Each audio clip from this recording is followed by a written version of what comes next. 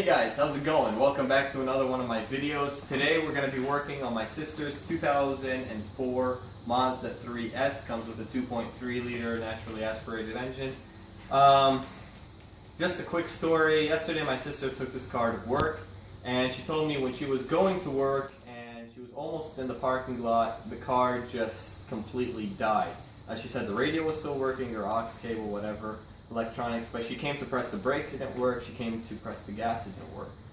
So the car stalled and it just died. Now, she was able to turn the car on after her shift at work and drive back here. And she brought it to me and told me, hey, fix my car, something's up with it. Now, I took the car and I turned it on, I stepped on the gas, and as I'll show you later, it kind of sounded, the exhaust kind of sounded weird, it kind of sounded deep. Like a race car, even though this is not modified at all. And I came to look, at the check engine, if there was a check engine light, nothing appeared. And so, I was kind of confused, what's kind of going on. Then I finally told myself, maybe there's a pending code that's going on, something that didn't trigger the check engine light yet, but is about to come on. So I grabbed my scan tool, and I kid you not, and the car was on. And as I grabbed my scan tool and came back into the car, check engine light was on. So I put in my scan tool and checked the code, and code P2188 came up, which means the system's running too rich.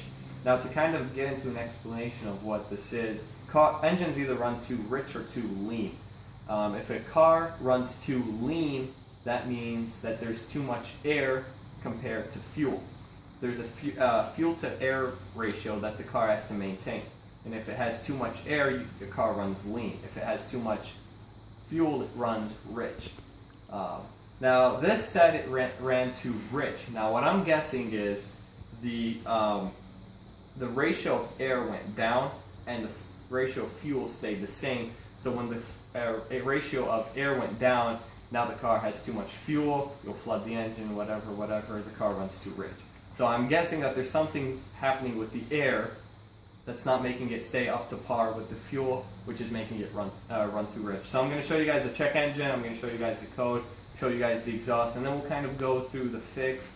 A local mechanic said that he'll take a look at it. You guys always know I take my car to a local mechanic before I do any of this. He said it's around $350. He wanted to change a bunch of air electronics, mass airflow sensor, throttle body, and a bunch of other stuff.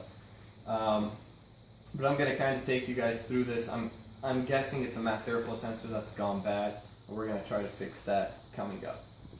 Alright guys, so we're inside the car right now, and the first thing you're going to do, I just got a OBD2 scanner.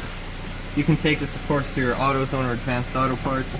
We're going to plug it into the OBD2 port. As you can see, I've got a check engine light. We'll go to Diagnostics, OBD2. And it looks like we've got one code. So let's kind of read that code. System running too rich at idle. So what we're going to do right now, this is code P2188. System's running too rich. Now I'm going to show you guys, after I've showed you guys this, now let me show you guys how the exhaust sounds.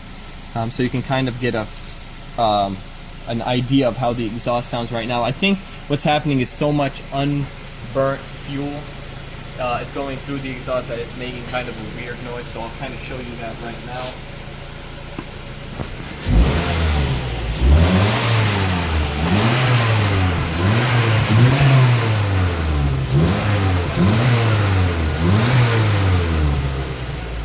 Alright guys, so I turned the car off. Let me say this before I continue. If you bought a car used, sometimes the previous owner might have put a aftermarket mass airflow sensor, and that's what I suspect is wrong with it. We're going to try to clean it out in this video, clean it out really well, clean the throttle body and everything, and then put it back together, make sure everything works. And if it does, that's great. If it doesn't, it keeps putting this, I'm probably going to go buy a mass airflow sensor. This can sometimes happen if the previous owner put an aftermarket mass airflow sensor. Sometimes they don't work to OEM specs. Sometimes they work better. It's kind of a hit or miss. This one has the OEM. This car does have almost 199,000 miles on it. Original engine, original transmission, everything. So we're going to kind of clean it. Hopefully it'll work. So let's get started. Alright guys, so the first thing we're going to do is we're going to remove all this ductwork right here. Take these clips out.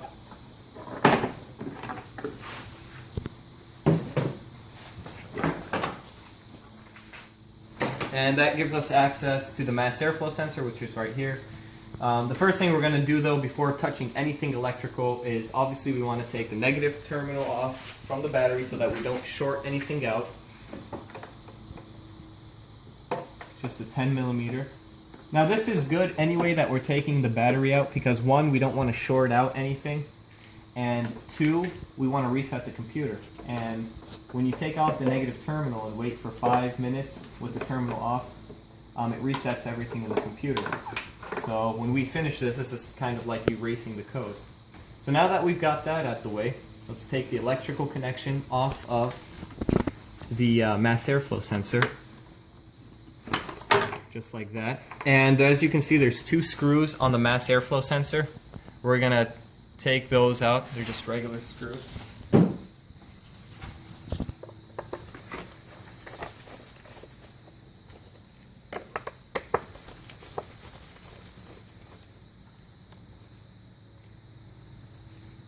And if you wiggle it, here's the mass airflow sensor.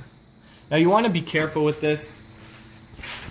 The reason why we had to disconnect the negative terminal of the battery was because this thing measures in grams how much air goes inside the engine. This is really sensitive stuff, which is why you want to make sure you're delicately taking care of it.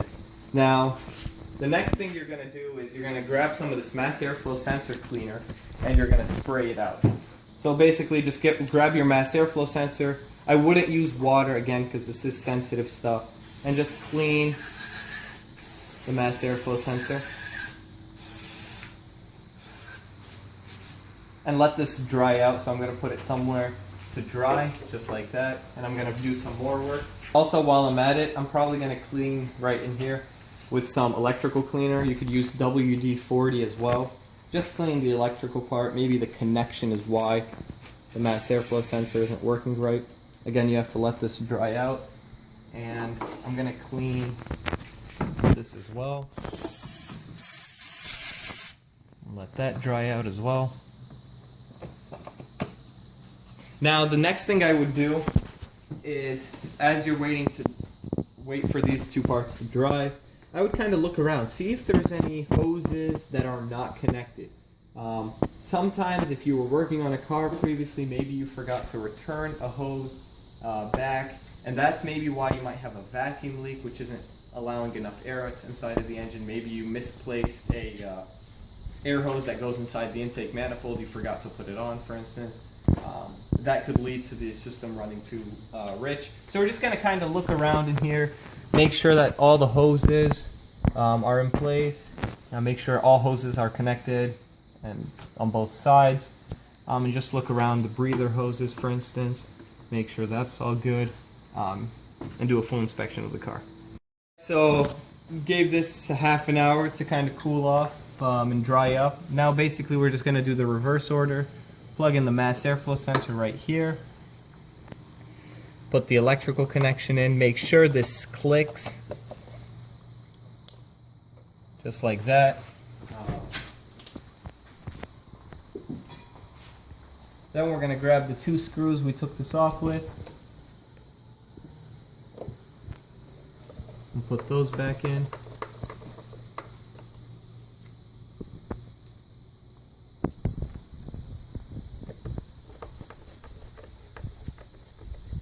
And the last thing we should have to do is replace all the ductwork, all the ducts that go inside the battery, and then replace the negative terminal on the battery. Place the negative terminal and tighten up the bolt.